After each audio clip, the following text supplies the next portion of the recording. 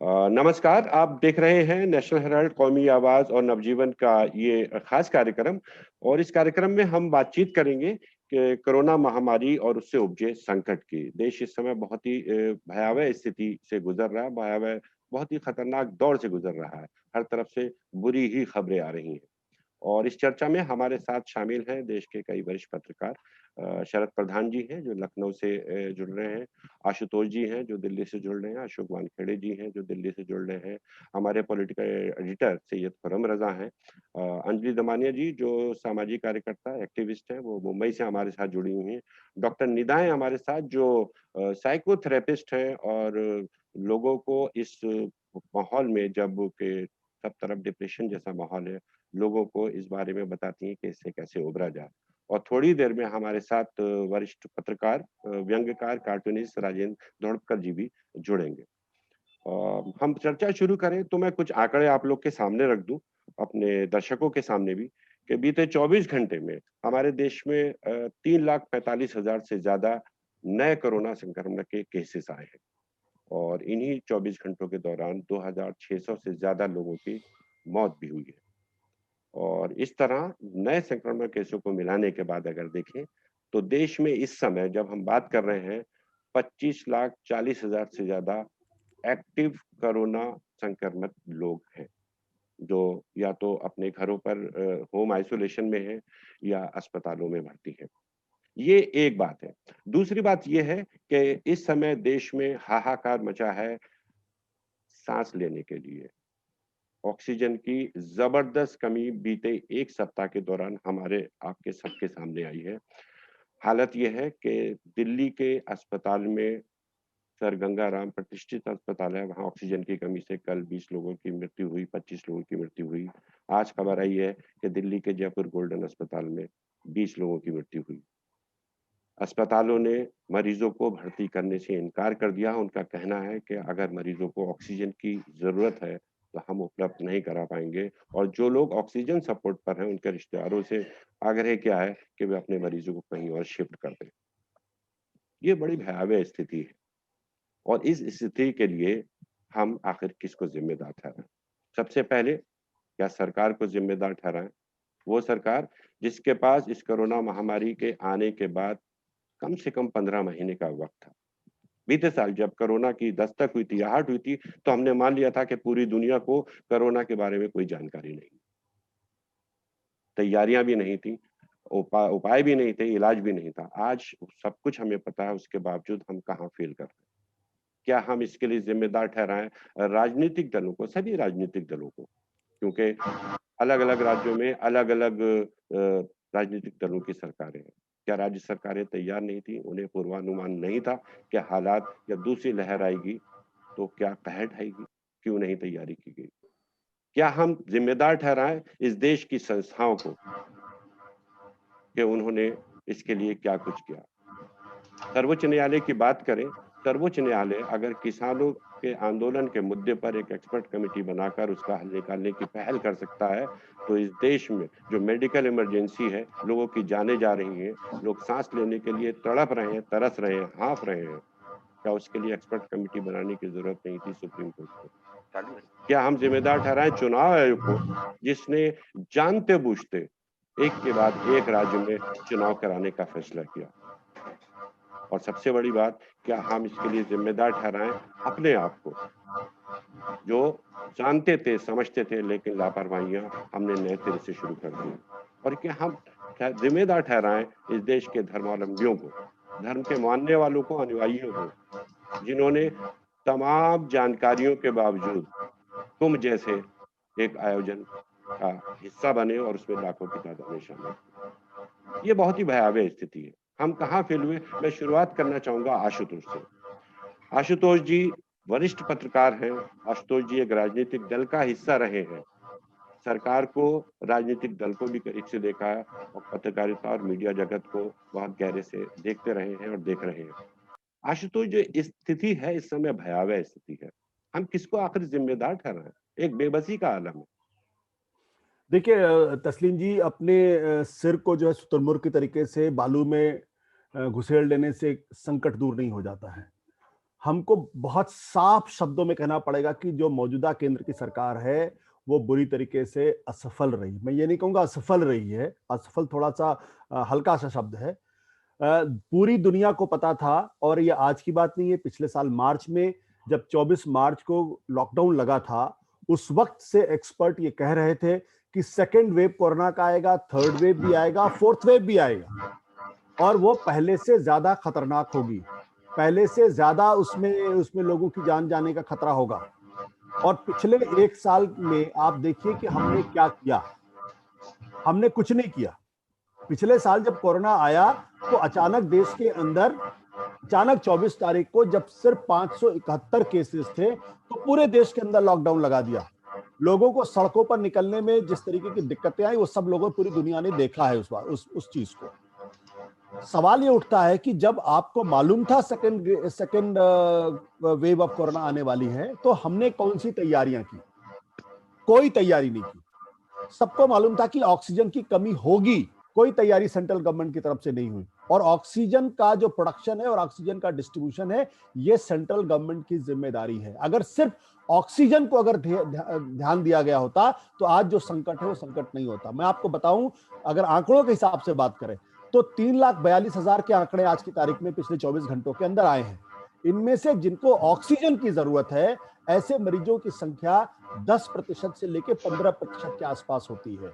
यानी अगर आप हिसाब लगाएं तो 30,000 के आसपास या फिर 32-35,000 के आसपास लोगों को ही ऑक्सीजन की जरूरत होती है। 3,42,000 लोगों को ऑक्सीजन की जरूरत नहीं होती। हमने क्या किया पिछले 8 सालों? हम और एक बात और बताऊं कि आज की तारीख में ऑक्सीजन का ओवर प्रोडक्शन है। हमारे पास 50,000 मीट्रिक टन पर डे का स्टॉक है। 7,000 प्लस का हमारे पास पर डे की ऑक्सीजन प्रोडक्शन की कैपेसिटी है। और कंजम्पशन लेवल जो अमूमन दिनों में होता है वो करीब 700 मीट्रिक टन का होता है। पिछले साल जब कोरोना आया था तो 2,800 पीक हुआ था। ओवर प्रोडक्शन, मतलब ओवर प्रोडक्शन होने के, सरप्लस होने के बावजूद भी अगर आज लोग कोरोना से मर रहे हैं, तो उसका एकमात्र कारण ये है कि हमने ये उम्मीद ही नहीं की, या हमने ये प्री प्लानिंग नहीं की कि ऑक्सीजन लोगों तक कैसे पहुंचे। हमने क्रायोजेनिक जो इंजन थे, जो क्रायोजेनिक टैंकर्स थे, उसकी संख्या बढ़ाई नहीं। आपके पास ऑक्सीजन उड़ीसा में है, उड़ीसा से दिल्ली के गंगाराम हॉस्पिटल पहुंचने में कितना वक्त लगेगा? दूसरी बात, कोई सेंट्रलाइज्ड प्लानिंग नहीं थी, कोई नेशनल प्लान नहीं बनाया गया था। तो आज, और एक और चीज है कि 8 महीने तक सरकार बैठी रही, 162 ऑक्सीजन के जो प्लांट्स थे उनको टेंडर करने में 8 महीने लगे सरकार को। 8 महीने, दिस इज क्रिमिनल। ये दुनिया में अगर कहीं होता तो देश के प्रधानमंत्री को इस्तीफा देना पड़ता। बाकी के कब तैयार हुए किसी को जानकारी नहीं है। तो ये मैन मेड क्राइसिस है, ऐसा नहीं मैन मेड क्राइसिस नहीं है, ये मैन मेड क्राइसिस है। और लोगों और सरकार की तरफ से क्रिमिनल एक तरीके से ऑफेंस किया गया है। मैन मेड क्राइसिस, सरकार की तरफ से क्रिमिनल ऑफेंस किया गया है। सरकार की जवाबदेही है, लेकिन सरकार की तरफ से जवाब नहीं आ रहा। शरद जी, हाँ। सरकार खामोश है। सरकार आत्ममुग्धता में पहले भी थी और इतना बड़े संकट के दौर में भी है। आप लखनऊ में हैं, उत्तर प्रदेश के साथ साथ आप पूरे देश को बहुत करीब से देखते हैं। क्या स्थितियां बन रही हैं और क्या करें ऐसे में? आम लोग क्या करें, सरकारें क्या करें, उनके लिए क्या क्या सुझाव दिया जाए? मुझे लगता है सरकारों का तो कोई मूड ही नहीं है कुछ करने का। अगर मूड होता तो बहुत पहले हो गया था, जैसे आशुतोष ने कहा, जो जो चीजें करनी चाहिए थी। लेकिन यूपी में तो खास तौर से ये हो रहा था कि फर्स्ट वेव जो अच्छे से गुजर गई, शायद ऊपर वाले के मेहरबानी से, उसका श्रेय लेने की होड़ लग गई। उत्तर प्रदेश के मुख्यमंत्री योगी आदित्यनाथ सेल्फ प्रेज में व्यस्त हो गए। यहां तक कि खाली छोटी मोटी नहीं, हार्वर्ड यूनिवर्सिटी से एक तमगा ले लिया कि हमने बहुत अच्छा काम किया कोविड में। जॉन हॉपकिंस से कोई एक रिपोर्ट बनवा ली जिसमें कहा गया कि यूपी से अच्छा तो कोई काम ही नहीं हुआ कोविड में कहीं। बाद में अलग बात है कि बाद में ये खुलासा हुआ कि ये जॉन हॉपकिंस की रिपोर्ट फर्जी थी। जॉन हॉपकिंस ने कहा हमारा से कोई लेना देना नहीं। इस बीच में टाइम मैगजीन में भी एक 3 पन्ने छप गए यूपी की तारीफ में। वो पता लगा कि एडवर्टोरियल था। अब आप इससे अंदाजा लगा सकते हैं कि जिस प्रदेश के सबसे बड़े सूबे का मुख्यमंत्री का फोकस इस पे हो जाए कि मेरी तारीफ कैसे हो, और खाली यहां से नहीं, 7 समंदर पार भी मेरी तारीफ हो रही है, देखिए मैंने कितना बढ़िया काम किया। तो फिर आप एक्सपेक्ट ना करें कि कुछ सुधार हो पाएगा। आज की डेट में जब उत्तर प्रदेश में लगभग 3 लाख एक्टिव केसेस हैं आज की डेट में, लखनऊ अकेले में पिछले 10 दिन से 5 से 6 हजार नए केसेस जुड़ रहे हैं। लेकिन आप देखिए कहां पर है यूपी गवर्नमेंट का फोकस। सरकारी प्रेस रिलीज जो रोज जारी होता है उसमें आंकड़ों की कैसे फजिंग करी जाती है, ये सीखे तो आदमी उत्तर प्रदेश सरकार से। कल का आपको मैं उदाहरण दूं, कल उत्तर प्रदेश के ऑफिशियल प्रेस रिलीज में 14 डेथ्स लखनऊ में दिखाई हैं, प्रदेश में 199 और लखनऊ में 14। आपको मालूम है लखनऊ के जो शमशान घाट हैं, 4 मेन शमशान घाट हैं और 4 बड़े कब्रिस्तान हैं। तो कल जो मैंने फिगर्स कलेक्ट करी हैं वो करीब 7 बजे शाम तक की फिगर्स थी, तो वो लगभग 230 के आसपास थी। इतनी लाशें जल चुकी थी या दफनाई जा चुकी थी। परसों ऑफिशियल फिगर थी 19। 8:30 बजे रात को भैंसा कुंड जो यहाँ का मेन शमशान घाट है, 103 लाशें वहां अकेले वहां जल चुकी। ये रिकॉर्ड में है, ये सरकारी खाते में है, जो कि बताया नहीं जाता है। आपको मालूम है जब एक दिन आपने सबने देखा होगा, एक पिक्चर वायरल हुई थी कि बहुत सी लाशें एक साथ जल रही है, ऐसा लग रहा था कि कोई जंगल में आग लग गई है। उसके बाद यूपी गवर्नमेंट का क्या रिएक्शन हुआ? उन्होंने चारों तरफ 3 शीट्स लगा दी कि मीडिया वाले देख ना ले, और खाली वही नहीं, एक बोर्ड लगा दिया गया, प्रवेश निषेध, जो अंदर जाएगा उसके खिलाफ कानूनी कार्रवाई होगी अंडर द पैंडेमिक एक्ट। ये एटीट्यूड है। मीडिया को पता नहीं लगना चाहिए। वहां के एम्प्लॉइज जो हमें दिखला देते थे रजिस्टर की इतने शमशान घाट वाले, उनकी बड़ी डांट पड़ी है कि तुम खबरदार जो किसी को दिखलाया। अब खतरा खाली एक ही है कि जो रिकॉर्ड्स हैं वो भी डिस्ट्रॉय ना कर दिए जाए, क्योंकि मुख्यमंत्री का फरमान जारी हुआ है कि जो लोग स्थिति को बड़ा भयावह बताने की कोशिश कर रहे हैं, बढ़ा चढ़ा के दिखा रहे हैं, जाहिर है मीडिया वालों के ऊपर इशारा है, ये उनके खिलाफ सख्त कार्रवाई होगी। तो डोंट बी सरप्राइज्ड अगर अगले कुछ दिनों में कुछ मीडिया वाले एंटी नेशनल एक्टिविटी यानी सेडिशन में केसेस उनके खिलाफ दर्ज हो जाएं। ये बड़ी कॉमन चीज है यहाँ की।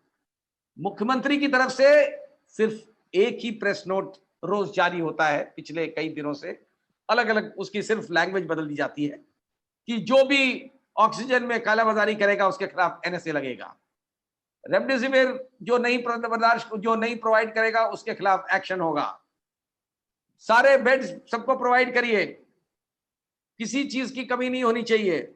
ये मुख्यमंत्री के ये प्रेस नोट होते हैं रोज, और उन्होंने जारी कर दिया और हो गया, बटन दबाया हो गया। ये उनका रवैया है। अगर प्रदेश के मुखिया का ये रवैया होगा तो भगवान भरोसे ही चल सकती है। यहां पे एक चीज और जोड़ना चाहूंगा, ये वही मुख्यमंत्री है जिन्होंने जिस वर्ष आए थे 2017 में, तो इन्हीं के शहर में गोरखपुर में करीब 70 बच्चे ऑक्सीजन की कमी से मेडिकल कॉलेज में मर गए। क्या हशर हुआ उन लोगों का जिन लोगों ने ये चीज हाईलाइट करी थी?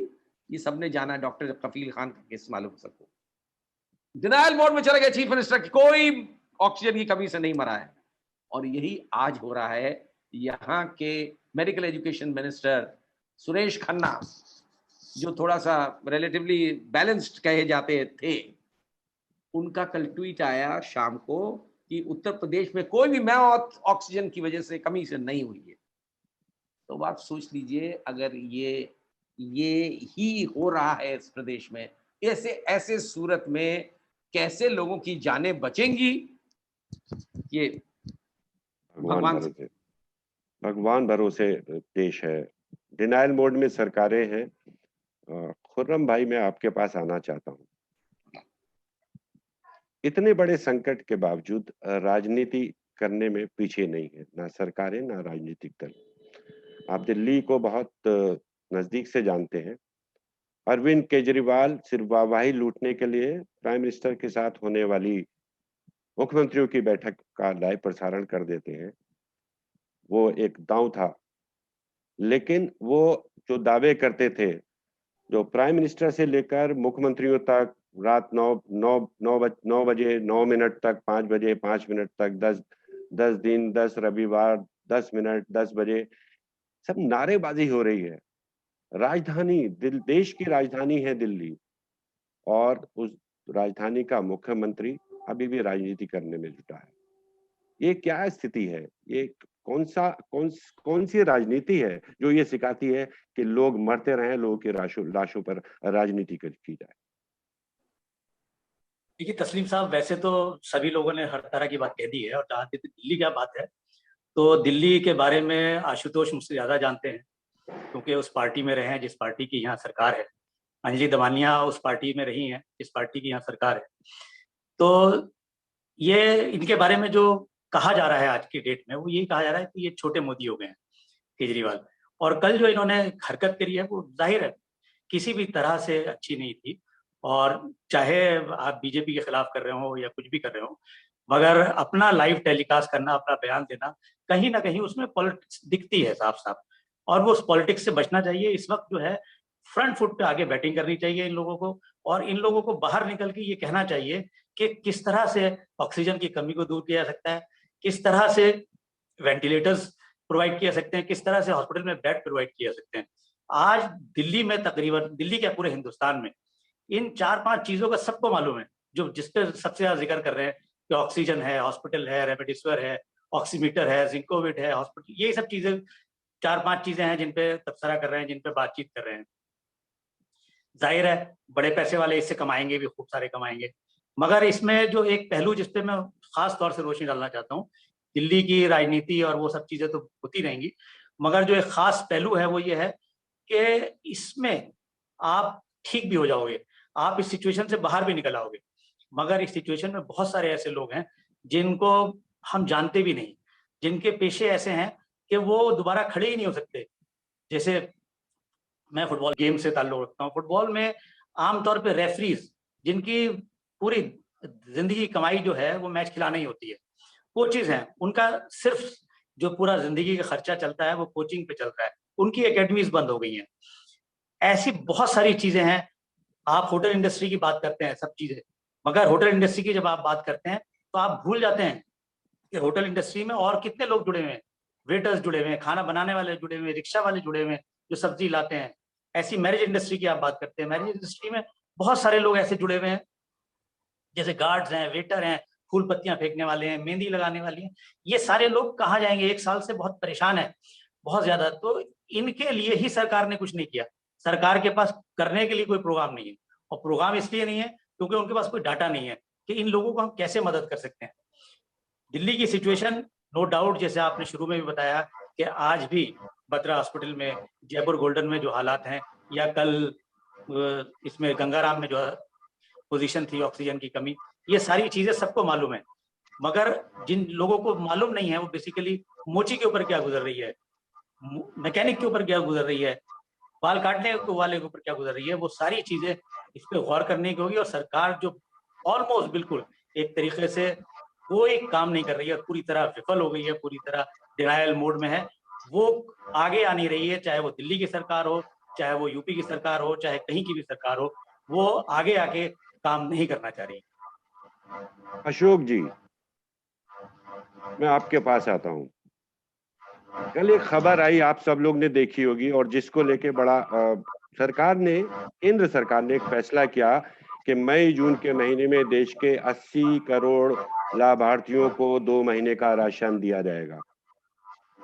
और इसको लेकर जिस तरीके से हमारी पत्रकार बिरादरी बल्लियों उछल रही थी कि बहुत बड़ा फैसला, बहुत बड़ा फैसला, लेकिन उसके बीच ये सवाल उठाने वाला कोई नहीं था कि आखिर 80 करोड़ लाभार्थियों को राशन की जरूरत ही क्यों है, वो इस स्थिति में क्यों है कि उनको हाथ फैलाना पड़ रहा है। ये एक बात हुई। दूसरी बात जो अभी बात हो रही थी कि लोगों अस्पतालों में जगह नहीं है, मैं एक छोटा सा आंकड़ा सामने रखता हूँ कि इस वक्त जो देश में एक्टिव केसेस हैं वो 25 लाख से ज्यादा हैं, और जो सरकार का जो स्वास्थ्य मंत्रालय है उसके आंकड़ों को अगर देखें तो देश में उपलब्ध कुल अस्पताल बेड 19 लाख के आसपास है। यानी भगवान ना करे इन सभी 25.5 लाख लोगों को अस्पताल में भर्ती होने की जरूरत पड़े तो 6 लाख लोगों को तो बेड वैसे ही नहीं मिलेगा। ऑक्सीजन, आईसीयू की बात करें, आईसीयू बेड की हालत तो और भी खराब है। आईसीयू बेड अगर हम देखें तो पूरे देश में 1 लाख के आसपास है, इससे अधिक है ही नहीं। वेंटिलेटर्स की बात करें तो वो 1 लाख से भी कम है, 50-60 हजार के आसपास होंगे। और ये वो चीजें हैं जिनकी आज की तारीख में बहुत ज्यादा जरूरत है। केंद्र सरकार और सभी राज्यों का अगर हम कंबाइंड स्वास्थ्य बजट देख लें, सभी राज्य सरकारों का और केंद्र सरकार का, वो कुल मिलाकर 2.5-3 लाख करोड़ होता है। इससे 4 गुना एनपीए है बैंकों का, इससे 4 गुना कारपोरेट के कर्जे माफ कर दिए गए। तो यानी हम ये माने कि सरकार की प्राथमिकता में इस देश के नागरिकों की जान, उनका स्वास्थ्य, उनका इलाज है ही नहीं। अशोक जी। देखिए, एक बात तो क्लियर है कि जो भी आंकड़े आप बता रहे हैं, क्या उस आंकड़ों पे विश्वास रखा जा सकता है क्या? हमारे मित्र अभी लखनऊ की पूरी स्थिति बता रहे थे। क्या आपको पता है कि उत्तर प्रदेश में टेस्टिंग ही नहीं हो रहा है? प्राइवेट लैब को टेस्टिंग ही करने से मना किया है। जब आपके पास ओरिजिनल आंकड़े ही नहीं है, तो हम किस आंकड़ों पे बात करें? गुजरात हाईकोर्ट को, सरकार को बोलना पड़ा कि आपके आंकड़े गलत है, क्योंकि इस देश का जो सबसे बड़ा नेता है, जिसके हाथ में सबसे ज्यादा अधिकार है, देश के प्रधानमंत्री, जब उनकी आदत ही झूठ बोलने की है, तो उसके नीचे तमाम जो लोग हैं, वो झूठ बोलने के कंपटीशन में तुमसे भी बड़ा झूठ बोल के मैं आपका सेवक कितना नजदीकी हूं, यह बताने का प्रयास करते हैं। भाड़ में जाए लोग, भाड़ में जाए, मरे मरे तो मरे मरे। गुजरात में चिमनी गल जाती है, लेकिन वो कहते हैं कि यहां मृत्यु नहीं है। जो लखनऊ के जो डेड बॉडीज का जो आंकड़े की जो विटंबना बताई थी, वो आपको मध्य प्रदेश में भी मिलेगी। भोपाल से खबर आती है, गवर्नमेंट प्रेस रिलीज कहती है कि 40 लोग मर गए। पता पड़ता है 410 बॉडीज बरी की, मतलब बरी की हुई और जलाई हुई 410 बॉडीज है। इतनी तफावत है। जब सरकार ही झूठ बोलती है, क्यों आपने कहा 80 करोड़ लोगों को अनाज दिया जाएगा, क्या 20 लाख करोड़ का पैकेज लोगों तक पहुंच गया है? क्या उसका कुछ आपको पास पता है? कुछ आंकड़े हैं? सरकार कभी देगी? सरकार सिर्फ आत्ममुग्धता में रही है। इस देश के प्रधानमंत्री 2014 से लेके आज तक सिर्फ इसमें लगे हुए हैं कि मेरा महिमा मंडन कैसा होगा। इसके लिए झूठ परोसते हैं, झूठ पे अड़े रहते हैं। एक बहुत बड़ी फौज है इस देश में जो उस झूठ को हवा देती है और फिर एक जननायक के रूप में उन्हें स्थापित करने का प्रयास करते हैं। हर जगह देखिए आप, अभी ऑक्सीजन की बात कर रहे थे आशुतोष जी, आपने बजट में 210 करोड़ रुपए छोड़े हैं 160 प्लांट के लिए। 8 महीने का उसमें टेंडरिंग हुआ। वो 8 महीने का टेंडरिंग इसलिए हुआ कि पैसा कौन देता है इस पर डिस्कशन होता होगा। और उसके बाद जबकि वो, यदि आप उसके लिए 2000 करोड़ रखते तो आज इस देश में ऑक्सीजन के लिए किल्लत नहीं होती, क्योंकि जो स्विंग प्रेशर एब्जॉर्प्शन टेक्नोलॉजी है वो 1 से 1.25 करोड़ में प्लांट लगता है और वो इतना ऑक्सीजन देता है कि आपका 200 बेडेड हॉस्पिटल आराम से ऑक्सीजन 200 बेड पे भी लगे तो प्रोवाइड कर सकता है। लेकिन आपने नहीं किया, क्योंकि आपको काम नहीं करना है, आपको झूठ बोलना है। आपने कहा कि इस देश के धर्म वाले लोग, धर्म कट्टरपंथी ऐसे हैं कि जो आयोजन पे खड़े रहते हैं। साहब, धर्म भी कुछ नहीं कर सकता, कोई कुछ नहीं कर सकता यदि देश का मुखिया टाइट होकर कहे, यदि एक आदेश पारित होता कि नहीं, कुंभ नहीं होगा, क्या मजाल थी किसी की गंगा में नहाने की? यदि आप आदेश, क्यों इसके पहले पहले लॉकडाउन में मंदिर बंद नहीं थे? क्या हुआ था? देश बर्बाद थोड़ी हुआ। लोगों ने भगवान को डॉक्टर के रूप में देखा था। लेकिन आपको बड़े बड़े पोस्टर्स लगा के महिमा मंडन करवाना है कि हमारे यहां से कोविड खत्म हो गया, हम कुंभ ऑर्गेनाइज कर रहे हैं। आज लाखों लोगों ने जो डुबकी लगाई कुंभ में, वो प्रसाद के तौर पे जो कोविड लेके जाएंगे। उत्तराखंड में नहीं के बराबर केसेस थे, आज उत्तराखंड में बेड नहीं मिल रहे। तो ये जो स्थिति है, ये सारी की सारी रिस्पॉन्सिबिलिटी एक आदमी की है, क्योंकि ये सरकार, आप और हम सब जानते हैं, सरकार माने एक आदमी है, वो है नरेंद्र मोदी। क्या जरूरत थी चुनाव में बात करने की? आप तन की बात, मन की बात करते हो और आके कहते हो कि सब बच्चों को, मैं मेरे बाल मित्रों को बोलता हूं कि आप सोशल डिस्टेंसिंग समझाएं।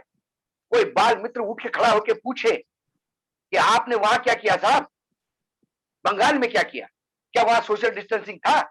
आप जब वहां माइक पे बोल रहे थे तो आप नीचे देख नहीं रहे थे क्या स्थिति थी? आप एग्जाम बंद करवाते हो जहां सोशल डिस्टेंसिंग पहले से, ये तो कोविड के पहले से एग्जाम में सोशल डिस्टेंसिंग चलता है, क्योंकि एक दूसरे का देखिए नहीं। एग्जाम बंद होती है और रैली चलती है और आप कहते हो कि मैं रैलीज में नहीं जाऊंगा, लेकिन आपके गृह मंत्री जाएंगे। इस देश में जब अराजकता का स्थिति हो गई है तो सबसे ज्यादा जरूरत किसको थी? तो आज गृह मंत्री की थी। आपके गृह मंत्री आज भी रैलीज में जा रहे हैं। सरकार सरकार है क्या? राज्य सरकारें करें तो क्या करें? क्या राज्य सरकारों को जो उनका शेयर है जीएसटी का पूरा दे रहे हैं क्या? जब उनके पास पैसा नहीं और आप बोलते हो कि आप लड़िए, आप काम करिए। अब राज्य सरकारों में इसमें ये लगी है कि साहब मेरे यहाँ कोरोना कम। एक विज्ञापन आया था अमिताभ बच्चन का, यूपी में है दम क्योंकि क्राइम है कम। जब आप एफआईआर ही दर्ज नहीं करोगे तो क्राइम कहां से दिखेगा? जब आप टेस्टिंग ही नहीं करोगे तो कोरोना कहां से दिखेगा? मरते हैं लोग, मरने दो। और कोरोना हो भी गया, किसी ने बोल दिया तो उसको ट्रीटमेंट नहीं है। प्रधानमंत्री के कॉन्स्टिट्यूंसी में बनारस में एक महिला की कहानी छपती है। वो अपने जवान बेटे को गोद में उठा के हॉस्पिटल में जाती है, घंटों हॉस्पिटल के बाहर खड़ी रहती है, बच्चा वहीं दम तोड़ देता है। उसके बाद साहब बच्चे को रिक्शा के पायदान पे रख के वो डेड बॉडी घर ले जाती है। उस मां को पूछो सरकार है क्या इस देश में? सरकार के मायने भाषण देना नहीं होता। सरकार के मायने लोगों को ये धैर्य रखने की बात करेंगे। आपके पास धैर्य है? 5 साल बाद बंगाल जीत लेते हैं, बंगाल जीतने में थोड़ा सा धैर्य दिखाते हैं। आपके पास धैर्य नहीं है। कारपोरेशन का चुनाव भी होता है तो आपको पूरा असर ताकत झोंकनी होती है, क्योंकि आपको जीतना है। मैंने पहले भी कहा था, इस देश को फुल टाइम प्राइम मिनिस्टर चाहिए। हमारे यहां फुल टाइम बीजेपी के स्टार प्रचारक पार्ट टाइम प्राइम मिनिस्टर बन के काम कर रहे हैं। कोरोना की महामारी पार्ट टाइम प्राइम मिनिस्टर से नहीं चलेगी सर। और ये जो कुछ करना है सर, केंद्र सरकार की रिस्पॉन्सिबिलिटी इसलिए है कि वैक्सीन किसके पास है? केंद्र सरकार के पास। ऑक्सीजन केंद्र सरकार, पैसा केंद्र सरकार। और बजट की बात अभी कई रहे थे कि हमारे यहाँ बजट क्या है। हमारे यहाँ 2017 में पॉलिसी आई है, हेल्थ पॉलिसी। इसी सरकार की हेल्थ पॉलिसी कहती है कि 2025 तक हम हमारे जीडीपी के 2.5 तक स्पेंड करने की स्थिति में रहेंगे, जहां लोगों के यहाँ 6-7% एक्सपेंडिचर हो रहा है। और राज्य सरकार को कहते हो कि आप मिनिमम 5% ऑफ जीडीपी आपके राज्य का बजट में अलॉकेट करिए। उसके बाद किसी भी राज्य ने 5% पे नहीं किया है। हेल्थ हमारे यहां सबसे घटिया है। जो पहली कोविड की स्थिति में जो हेल्थ की स्थिति थी, वही स्थिति आज हेल्थ की वही बरकरार है। इसीलिए प्राइवेट सेक्टर को हेल्थ दान दे दी जाए। आप सुपर स्पेशलिटी हॉस्पिटल खड़े करो, 5 स्टार होटल खड़े करो। आज कोई भी आदमी किसी प्राइवेट हॉस्पिटल में जाता है कोविड के लेके 2-2.5 लाख का बिल लेके आता है। लोगों ने अपने आप को बेच के, घर बेच के बिल दिए। ये हेल्थ है। आप कहते हो कि हम मंगल यान हमारा कम समय में जाता है, विश्व में हम एक्सपोर्ट करते हैं। क्या आपको नोबेल प्राइज की पड़ी हुई क्या? नोबेल प्राइज ऐसे नहीं मिलते जहां लाशों को आप ढक दो या नालों को चादर लगा के ढक दो। ढकने से काम नहीं होगा साहब। आपको यथार्थ के धरातल पर उतर के काम करना होगा। आपको एक्सेप्ट करना होगा जो गलतियां आपसे हुई है। ये देश आज भी उनसे प्यार करता है, आज भी उनके पीछे खड़ा है। लेकिन ये माने तो सही, मेरे से गलती हो गई, मुझे माफ करो। हर गलती को सही कहने में आप और नीचे जा रहे हैं। ठीक है अशोक जी।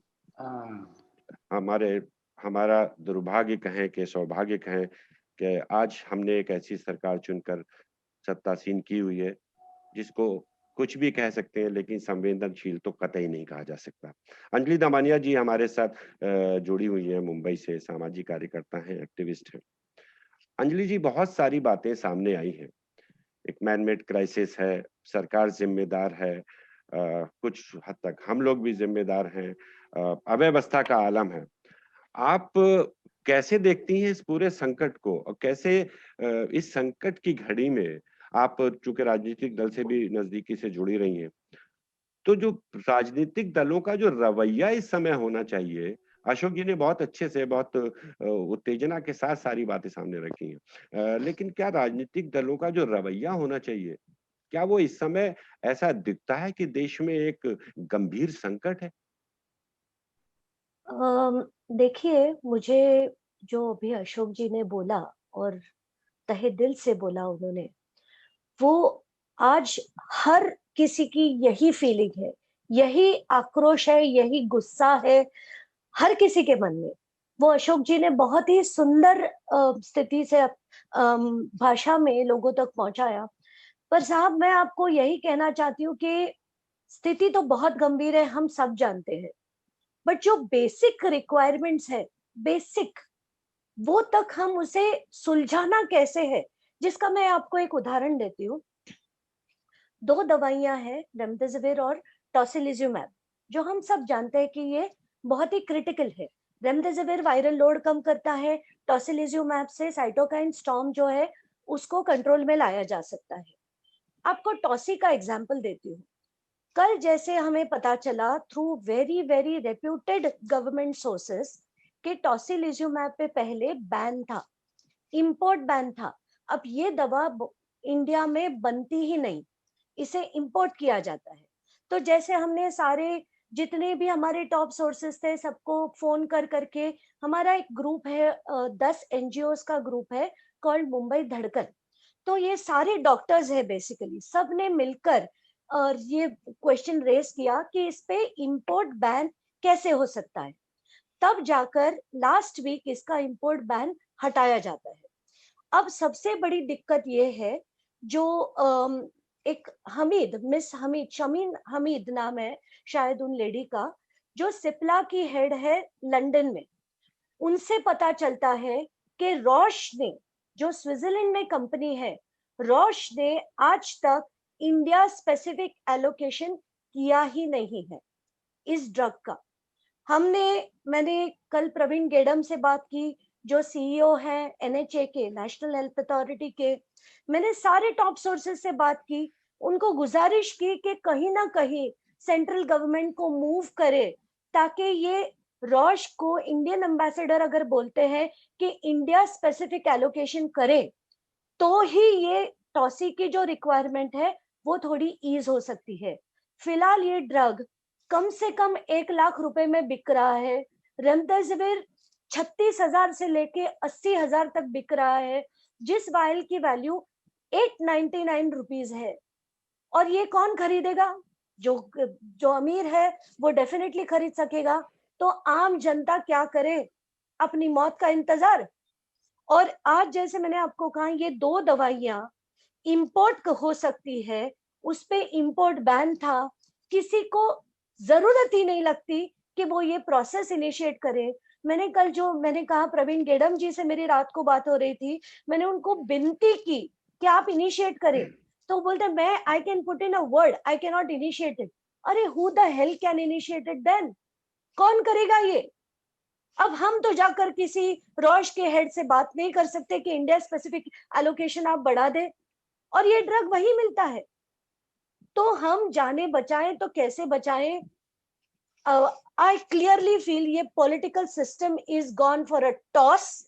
ये सिर्फ जो हम सब जैसे और लोगों ने भी बोला है कि कुंभ हुआ, वेस्ट बंगाल के इलेक्शन हुए, मैं तो बार बार ट्वीट करती थी, खुर्रम रजा जी शायद उसे फॉलो भी करते थे, कि बार बार we are waiting for a major major problem.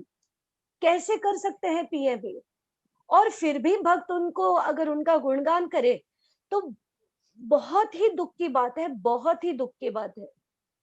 मुझे आज भी लगता है कि अगर इसे हमें ठीक करना है तो all the top CEOs of national health authority, pharma, of every, जो जो टॉप सेक्रेटरीज है, अंडर सेक्रेटरीज है, they should move themselves and get all these arrange. जैसे हमने अपनी वैक्सीन और कंट्रीज को दी, वहां से ड्रग्स हम क्यों नहीं ला सकते? सबको दिख रहा है इंडिया इज कोलैप्सिंग।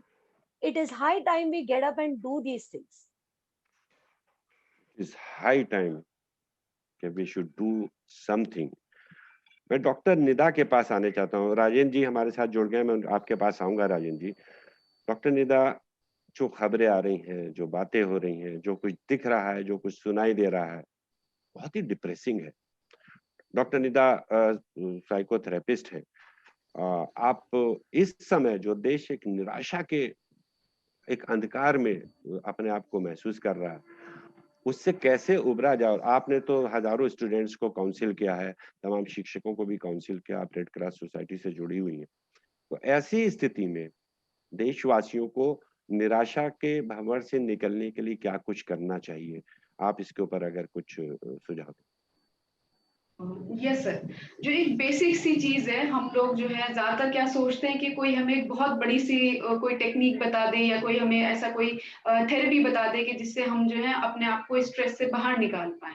मैं क्या कोशिश करती हूँ कि हम किसी को भी क्लाइंट को, चाहे वो बच्चा है चाहे वो बूढ़ा है कोई एडल्ट है, एक आप ऐसी टेक्निक बताएं कि जिसको वो कभी भी प्रैक्टिस कर सके। जिसमें से एक ये है कि हमारे ऐसे कौन से फेवरेट सॉन्ग्स हैं जिसको हम सुनकर कभी भी खुश हो जाते हैं। अगर मैं आपसे भी किसी से पूछूंगी यहाँ पर कि आपने कोई 2 सॉन्ग्स आप मुझे ऐसे बताएं जिके जिसको आप घर में अगर चल रहा होता है, कोई चैनल चेंज करता है तो आप रोक देते हैं, अरे रुक जाओ जरा इस गाने को चलने दो, पूरा होने दो इस गाने को। और एक्चुअल में ऐसा होता है कि कुछ चीजें ऐसी होती हैं लाइफ में कि जिससे हम बिलोंगिंगनेस की फीलिंग आती है, जिसे हम साइकोलॉजी में मैस्लोज हायरार्की बोलते हैं।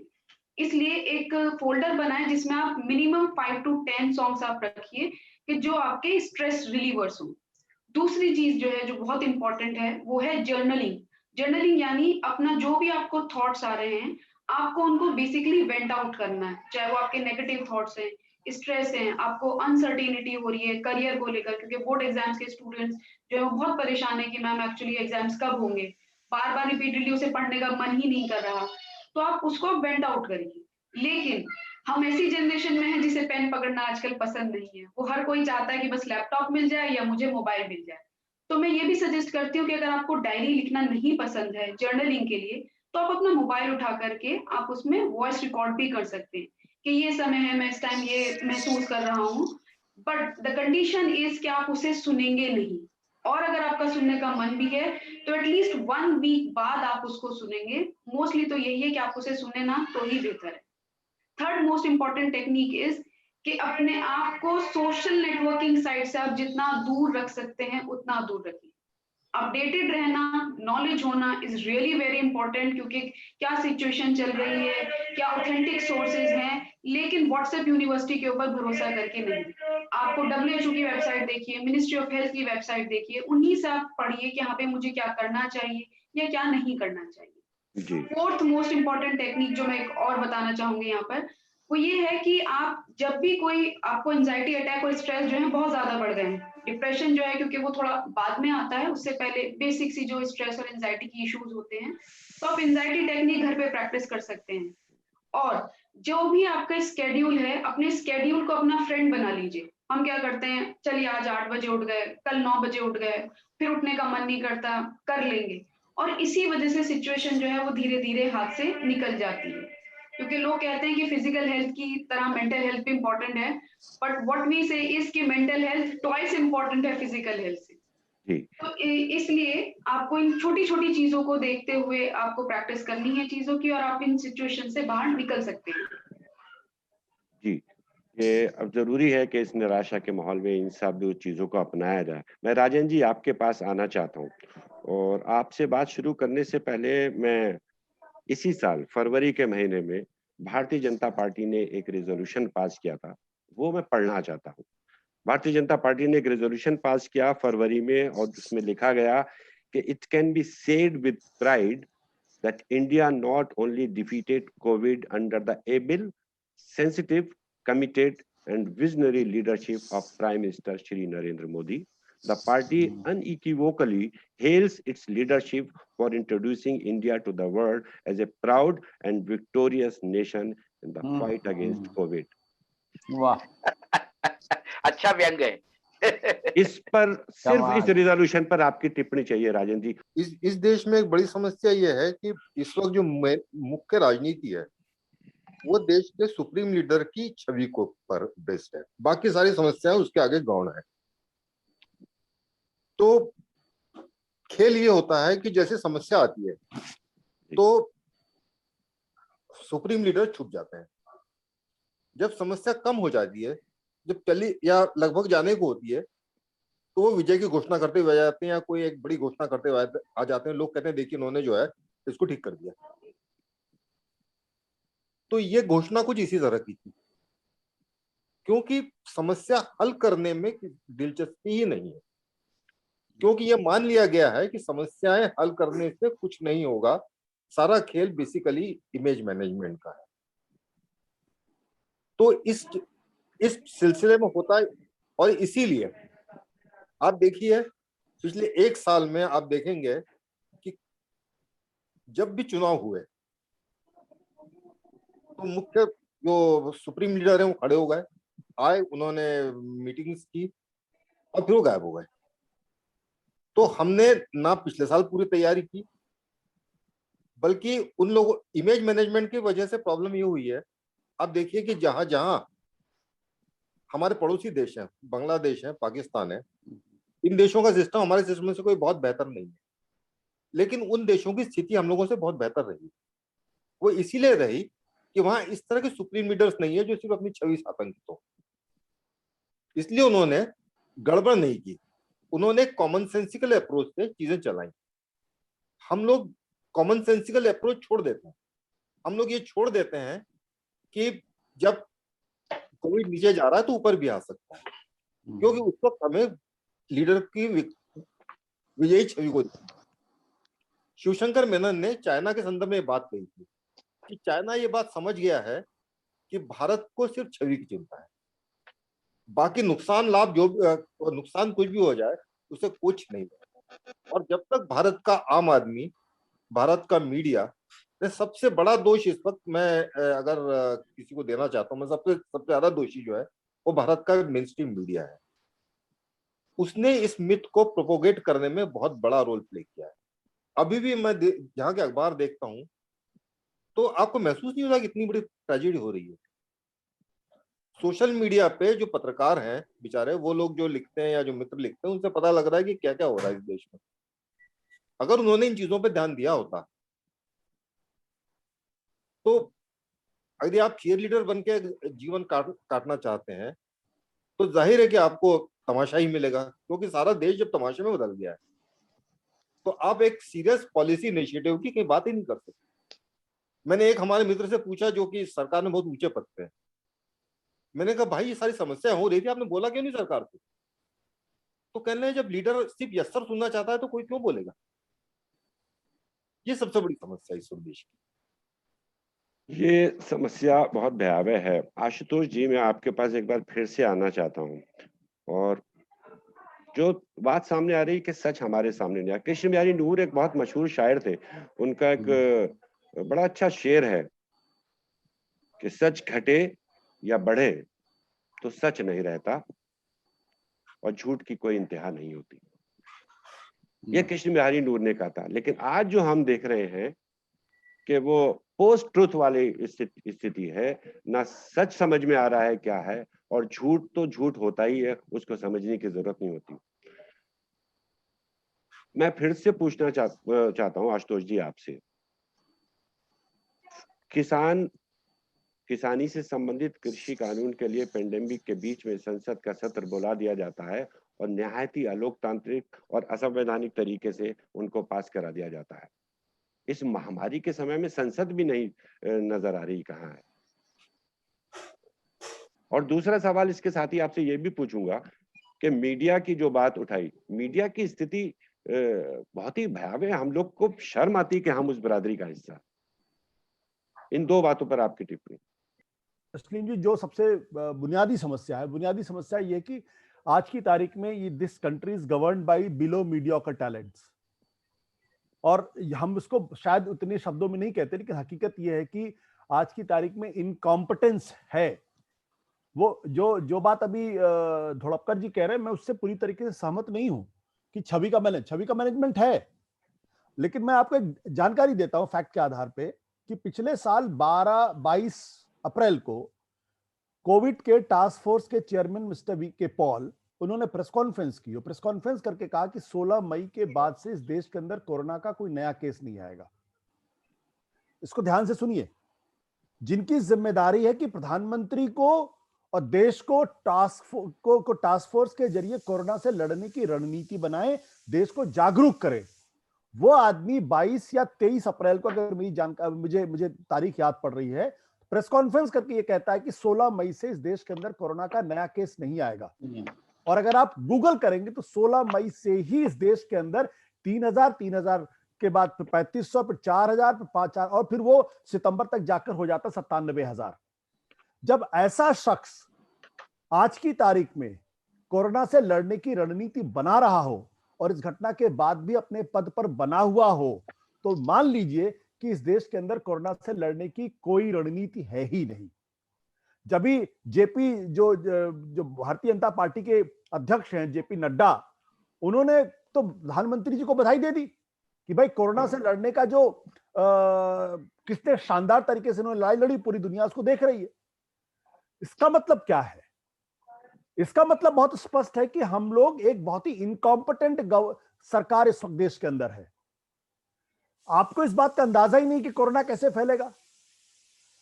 31 लाख लोग एक दिन कुंभ में स्नान करते हैं, कोरोना नहीं फैलेगा। प्रधानमंत्री बंगाल के अंदर अपनी रैली में कहते हैं सी, ये देखिए समंदर उमड़ आया है लोगों का, क्या कोरोना नहीं फैलेगा? गृह मंत्री जी सवाल पूछा जाता है, वो कहते हैं कि देखिए सबसे ज्यादा कोरोना तो महाराष्ट्र में फैला, तो रैली की वजह से क्या होगा?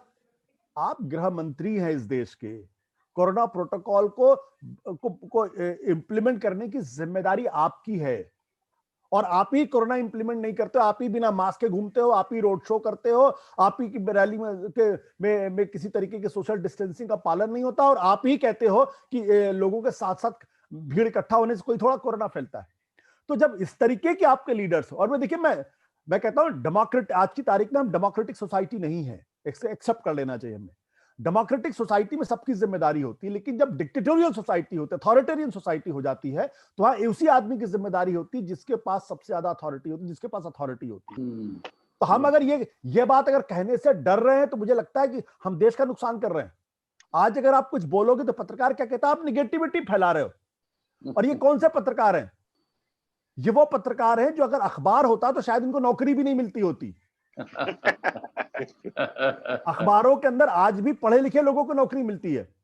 ये अनपढ़ जाहिल लोग जिन्होंने कॉलेज और यूनिवर्सिटी छोड़ने के बाद आज तक कभी किताब नहीं पढ़ी है, वो अचानक टीवी के अंदर आ गए और टीवी में चूंकि मीडियोक्रिटी बहुत ज्यादा है तो उसकी वजह से एंकर भी बन गए। और आज की तारीख में जो आरएसएस का कोई सेल है, वहां से लोगों के नाम आते हैं कि फला आदमी को अपने पैनल में लीजिए, फला आदमी को आप जो एंकर बना दीजिए। और फिर जो लोग इंडिपेंडेंट जर्नलिज्म कर रहे हैं उनको धीरे धीरे पिछले दिनों साइडलाइन कर दिया गया है। तो ये पत्रकार नहीं है, इनको आप गिद्ध कहिए तो ज्यादा बेहतर होगा। They are vultures. इनकी ईमानदारी आज भी अक्षुण्ण है, इनकी ईमानदारी आज भी सत्ता प्रतिष्ठान के प्रति है, पूरी ईमानदारी के साथ है। तो उनकी ईमानदारी पर सवाल मत खड़े करिए। हम लोग जो पत्रकारिता की बात करते हैं, दरअसल वो पत्रकारिता खत्म हो चुकी है, आज पत्रकारिता नहीं हो रही है। हम लोग खामखा उनका ढिंढोरा पीट रहे हैं। अमेरिका के अंदर डोनाल्ड ट्रंप से खड़े होकर 10 सवाल पूछता है वहां का रिपोर्टर, और डोनाल्ड ट्रंप जवाब दे या न जवाब दे, उनसे परसिस्टेंस सवाल पूछा जाता है। हमारे यहां नहीं पूछा जाता। हमारे यहां उन्हीं लोगों को इंटरव्यूज मिलते हैं जो दरअसल चुपड़ी चपड़ी बातें करते हैं और उनसे एकाक तीखे सवाल पूछवा लिए जाते हैं ताकि उनकी इंडिपेंडेंस बची रहे। अशोक जी, अभी एक संपादक का एक बयान आया जो एडिटर्स गिल्ड ऑफ इंडिया के चेयरमैन भी रहे। वो कहते हैं कि फ्रीडम ऑफ एक्सप्रेशन के अधिकार खत्म कर दिए जाने चाहिए। ये मैं पत्रकार बिरादरी की बात कर रहा हूँ, आपने भी देखा होगा। नहीं, मेरा ये कहना है कि आशुतोष ने 2 शब्दों का उपयोग किया अभी, एक अथॉरिटेरियन और एक डिक्टेटोरियल। मुझे लगता है ये डिक्टेटोरियल ही है, डिक्टेटरशिप ही चल रही है, क्योंकि अथॉरिटी चलाने के लिए आदमी के पास अकल होनी चाहिए। आदमी अथॉरिटी तब अपना असर्ट करता है जब उसको पता है कि उसको कुछ आता है। डिक्टेटर जो होता है वो दिमाग से पैदल होता है, वो अपने व्हील्स पे चलता है, एक फौज उसके पास होती है जो उसका महिमा मंडन करके चलता है। ये जो लोग कह रहे हैं कि राइट टू एक्सप्रेशन खत्म हो जाने चाहिए, क्योंकि वो जो संपादक है उनको एक्सप्रेस करना ही नहीं आता। वो जो दलाल किस्म के जो लोग हैं जो किसी के फोन पे संपादक बने हैं, उसे तो वही एक्सप्रेस करना है जो वहां से चिट आती है, वहां से नोट आता है, बिल्कुल, या वहां बोला जाता है, वो बोलो वही बोलते हैं। तो उसके लिए तो बेचारे कोई एक्सप्रेशन नहीं है, वो तो सरेंडर्ड गुलाम है। अब इस देश का गुलाम ये बता देगा कि राइट टू एक्सप्रेशन खत्म कर देनी चाहिए। क्यों खत्म कर देनी चाहिए? ये बताने के लिए किसी ने मुझे कहा कि आप बहुत निगेटिव पत्रकारिता करते हैं। इंदौर से एक किसी ने फोन किया, एक पत्रकार ने, आप निगेटिव पत्रकारिता करते हैं अशोक।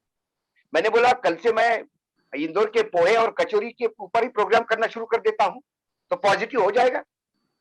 इंदौर के पोहे खाओ, भूल जाओ मरने वालों को, कचौड़ी खाओ, भूल जाओ मरने वालों को। अरे पत्रकारों को भी नहीं, या तो देश के सेलिब्रिटी एक्टर्स को बुला के इंटरव्यू दिया जाता है। इस देश के प्रधानमंत्री को कभी ये शर्म नहीं आई कि मैं 4 पत्रकारों के साथ बात करूं।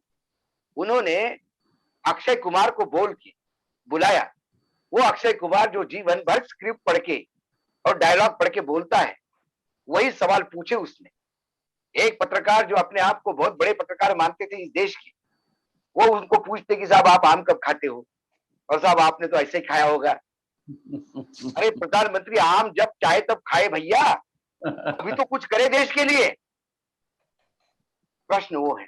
इस पूरे संकट के बीच भी शरद जी, हाँ सॉरी अशोक जी, आप कुछ कह रहे थे। नहीं, हाँ, मैं शरद जी आपके पास आना चाह रहा था कि इस पूरे देश संकट के बीच भी जब ये पूरी स्थितियां बहुत ही भयावह हो चुकी हैं, मुझे कुछ अखबारों, कुछ वेबसाइट पे खबर न दिखी कि नवरात्र के 7वें व्रत के दिन में प्रधानमंत्री ने 7 मीटिंगें की और लगातार जुटे हुए हैं। ये कौन सी पत्रकारिता के दौर में हमें पहुंचा दिया गया?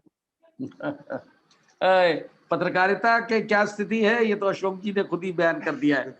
वो अब पत्रकार, उनको पत्रकार कहना पत्रकार के लिए शर्म की बात है, लेकिन हकीकत यह है कि ऐसे ही लोग थ्राइव कर रहे हैं।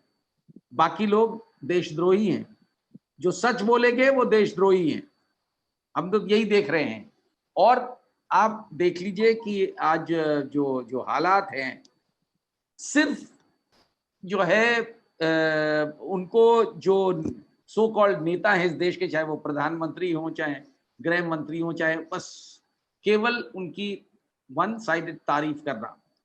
यहाँ पे आपने कुंभ का तो उदाहरण दिया ही, आपने देखा उत्तराखंड के मुख्यमंत्री ने प्रधानमंत्री को कहा कि वो तो रामचंद्र जी के अवतार है। अब आप देखिए एक नया मोड़ एक और कल हुआ उत्तर प्रदेश में। राजनाथ सिंह जो प्रदेश के रक्षा मंत्री हैं, वो जो जनरली समझे जाते हैं कि थोड़ा बैलेंस्ड है, उन्होंने भी एक नया शगुफा छोड़ा। उन्होंने कहा कि रामचरितमानस का पाठ अगर पढ़ेंगे तो आपको शक्ति मिलेगी कोरोना से लड़ने के लिए। और ये देखिए ये हो रहा है। और उन्होंने जो है ये खाली ये एक ऐसे कार्यक्रम में वो ऑनलाइन जुड़े थे दिल्ली से, लखनऊ में रामनवमी का फंक्शन था, और रामनवमी के फंक्शन में उनकी वाहवाही करने के लिए कौन बैठे थे? एक फोक सिंगर हैं बहुत मशहूर, मालिनी अवस्थी, जिनके पति जो हैं उत्तर प्रदेश के एडिशनल चीफ सेक्रेटरी होम हैं और मुख्यमंत्री की नाक का बाल है जी।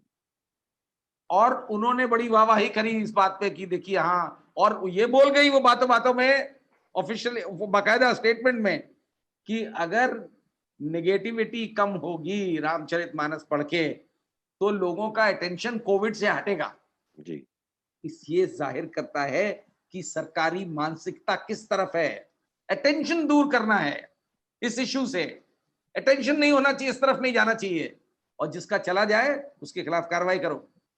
मुख्यमंत्री कह चुके हैं कि जो भी इसको बढ़ावा दे रहा है, जो कोविड को एक भयानक रूप दिखाने की प्रयास कर रहे हैं जो लोग, उनके खिलाफ सख्त कार्रवाई। अभी डेड बॉडीज का मैं आपको बता ही चुका हूं उदाहरण जी। और ये सुधरते हुए नहीं दिखता है। अब आप किस पे रिलाई करेंगे, कौन सी फिगर पे? ये जो ऑफिशियल फिगर्स हैं, ये जो बात आई टेस्ट की, आप कैसे यहाँ यूपी में जो टेस्ट हैं, यूपी की सरकार और उनके अधिकारी बड़े खुश होते हैं कह करके हमने साहब 2 लाख RT-PCR करवा दिए, और दिल्ली ने तो इतने ही करे, गुजरात ने इतने करे। मतलब छोटी छोटी स्टेट से कंपेयर करते हैं। अरे आपकी आबादी कितनी, 23 करोड़ आबादी है, कितने टेस्ट कर रहे हैं? ये बात अलग है कि आज की डेट में इन्होंने वापस प्राइवेट लैब्स को अलाउ कर दिया है, लेकिन बहुत रेस्ट्रिक्टेड है। सरकारी लैब्स को ये इंस्ट्रक्शंस हैं कि गो स्लो, जिससे रिजल्ट्स धीमे जाएं। आपको पता है 4 से 6 दिन लगते हैं RT-PCR रिपोर्ट के लिए, और 72 घंटे में वो रिपोर्ट इनवैलिड हो जाती है। अब क्या करेंगे आप उस रिपोर्ट का? जी, ये बहुत भयावह स्थिति है, बहुत ही भयावह स्थिति है, बहुत ही निराशाजनक माहौल है। राजन जी, मैं आपसे एक बात यहाँ पर टिप्पणी लेना चाहूँगा। इस दौरान तमाम संकटों के बीच जो खुर्रम भाई ने भी ज़िक्र किया, रोज़ी-रोटी का संकट भी हमारे सामने है। उससे उसको उनकी जो परेशानी है, उनकी तरफ अभी तक किसी का ध्यान नहीं गया। वो 80 करोड़ लोगों को राशन पहुँचाने की बात तो कर रहे हैं, लेकिन ये इस बात का जवाब क्या सरकार देगी कि आखिर इन 80 करोड़ को हाथ फैलाने की जरूरत ही क्यों पड़ रही है? माफ कीजिए, मैं सुन नहीं पाया, फिर से बता। मैं आपसे ये पूछा था राजन जी कि सरकार ने ऐलान किया कि हम अगले 2 महीनों तक 80 करोड़ लोगों को, जो लाभार्थी हैं, उनको राशन देंगे। लेकिन सवाल सरकार से ये सवाल पूछा जाना चाहिए था कि आखिर ये स्थिति है क्योंकि 80 करोड़ लोगों को राशन देने की जरूरत है, वो इस स्थिति में है ही नहीं। आपने 1.25 साल गुजार दिया, आपने 20 लाख करोड़ का पैकेज भी दे दिया, वो हवा हो गया, पता नहीं कहाँ गया। अशोक जी ने सही सवाल उठाया था कि उसके बारे में कोई पूछ नहीं रहा। आंकड़े झूठे हैं, सच्चे नहीं पता। तो ये जो आर्थिक पक्ष है, पहलू है इसका, वो कितना भयावहता हमारे सामने रखता है। आर्थिक पक्ष इसका, मुझे लगता है कि जितना भयावह है वह शायद जो कोविड की बीमारी, वो तो अभी मार्केट में चली जाएगी, क्योंकि हर जो इस तरह की महामारी थी, स्पेनिश फ्लू जो है, जिसका मैनेजमेंट बिल्कुल नहीं हुआ था, वो भी 2 साल में, 2.5 साल में चला गया था। लेकिन ये जो अर्थव्यवस्था पे जो मार पड़ी है, ये अगले 10 साल तक लोगों को धीरे धीरे धीरे धीरे मारती रहेगी, इतने बड़े पैमाने। और इसके पीछे सिर्फ बीमारी नहीं है, इसके पीछे एक तो जो सबसे पहला जो लॉकडाउन था वो, और उसके बाद जो लगातार इस मुद्दे की उपेक्षा की गई वो था। यानी जो आंकड़े बताते हैं कि करीब कितना था, शायद 13 करोड़ लोग जो है बेरोजगार हो गए, परिवार जो है वापस गरीबी रेखा के नीचे चले गए। जी जी। तो ये कोई बहुत, और ये सारा मेरा बुनियादी बात ये है कि ये सारी समस्या सिर्फ बीमारी की नहीं है, ये सारी समस्या भयानक रूप से मिसमैनेजमेंट की है। और मिसमैनेजमेंट के पीछे एक बड़ी समस्या ये है कि जो, जैसे हमारे शरद जी बता रहे थे अभी, रामचरितमानस वाला इशू, हम लोग साइंटिफिक टेम्पर से, हमारी पूरी सरकार जो है वो इस वक्त धर्म और जो सारा धर्म भी नहीं, अंधविश्वास के आधार पर चल रही है। तो साइंटिफिक और जो एक तरह का लॉजिकल चिंतन होना चाहिए किसी चीज के पीछे, वो हर चीज से गायब है। तो ना हम आर्थिक योजना जब बनाते हैं उसमें ही देख रहे हैं, ना आप देखेंगे कि जो कोविड के बारे में किया जा रहा है उसमें कोई सचमुच का एक्सपर्ट ओपिनियन कहीं काउंट कर रहा है, ये दिखता ही नहीं है। वीके पॉल जो बयान देते हैं, जिनकी आशुतोष जी ने चर्चा की, वो क्या कोई साइंटिफिक ढंग से सोचने वाला आदमी दे सकता है? एक यहाँ पूर्वांचल विश्वविद्यालय के जो वो थे के कुलपति फिजिक्स के प्रोफेसर है, वो कह रहे हैं कि कुंभ में जो गंगा माँ जो है वो कुंभ में ये नहीं होने देगी। वो फिजिक्स के प्रोफेसर है। उन्होंने ये भी कहा था कि रोजगार के सवाल पे उन्होंने कहा था कि एक हमारे ट्रेन में एक आदमी खंजीर बजाता था, अंधा आदमी था, खंजीर बजा गाना गाता था और इतने पैसे जुटा लेता था। तो रोजगार की क्या समस्या है? जी, पकौड़े तलने का सुझाव प्राइम मिनिस्टर भी दे चुके हैं। एक चीज मैं, एक छोटी सी बात मैं जानना चाहता हूँ। हम लोग ने बहुत सी बातें करी हैं, एक बात सामने नहीं आई और मुझे बड़ी जिज्ञासा है इसके बारे में कि एक पीएम केयर्स फंड बना था, अरबों खरबों रुपया उसमें जमा हुआ था, और कहा गया था कि यूपी में तो खासतौर से कहा गया था पीएम केयर्स फंड से वेंटिलेटर्स आएंगे, हॉस्पिटल्स में व्यवस्था की जाएगी। उसके आप लोगों को किसी को कुछ जानकारी है वो क्या हुआ PM cares fund Holi cow है, उसके विषय में ना पूछा जाए, आरटीआई के दायरे में नहीं आता है, उसके बारे में टेकिंग केयर ऑफ इट। और शरद जी वो प्राइम मिनिस्टर केयर फंड है, प्राइम मिनिस्टर टेकिंग केयर। बात ये है, ये अशोक जी आपका म्यूट हो गया। उसमें एक इंटरेस्टिंग बात ये है, हेलो जी, जी इस साल भी जो है एमपी लेड फंड जो है वो पीएम केयर फंड में जमा हो गया, फिर से दूसरे साल भी। जी। और इस साल भी सारे पीएसयू से कहा गया कि अपना पैसा जो सीएसआर वाला है वो पीएम केयर फंड में दें। चलिए, ये हमने बहुत सारे मुद्दों पे बात की, लेकिन कुल जमा बात ये है कि इस वक्त देश एक गंभीर संकट में है। उखड़ती हुई सांसों के बीच देश एक ही सवाल पूछ रहा है, लाशें छिपा लो या लाशें गिन लो। लेकिन देश का सब सवाल ये है कि जो मेरा दर्द नाप सकता है वो ऑक्सीमीटर क्या सरकार ने बनाया है? प्राइम मिनिस्टर कह रहे हैं लॉकडाउन आखिरी विकल्प होना चाहिए। लॉकडाउन नहीं लगाना है, लेकिन देश की सांसें उखड़ रही हैं। पूरा का पूरा सिस्टम कहीं दूर से, जिसका जिक्र हम लोग कर रहे थे, किसी दूर से आती हुई एक धुन के ऊपर नाच रहा है। आम समझ और संवेदना का एक ऐसा लॉकडाउन अगर लगा हुआ तो ऐसे में देश क्या करेगा? ऐसे में देश उसको झेलेगा कैसे? मरकर ही ना। और देश वही कर रहा है। और ये बात उम्मीद करें कि सरकारें, राजनीतिक दल, देश की संवैधानिक संस्थाएं, सभी लोग समझें और इससे उभरने की कोशिश करें। और गालिब का एक शेर मैं कह के ये बात बंद करूंगा, उसकी आखिरी लाइन यही है कि काबा किस मुंह से जाओगे गालिब, शर्म तुमको मगर नहीं आती। आप सब लोगों का बहुत बहुत धन्यवाद। हम लोग इस गंभीर विषय के ऊपर लगातार चर्चा करेंगे और अब जरूरत है इस पे चर्चा होती रहे।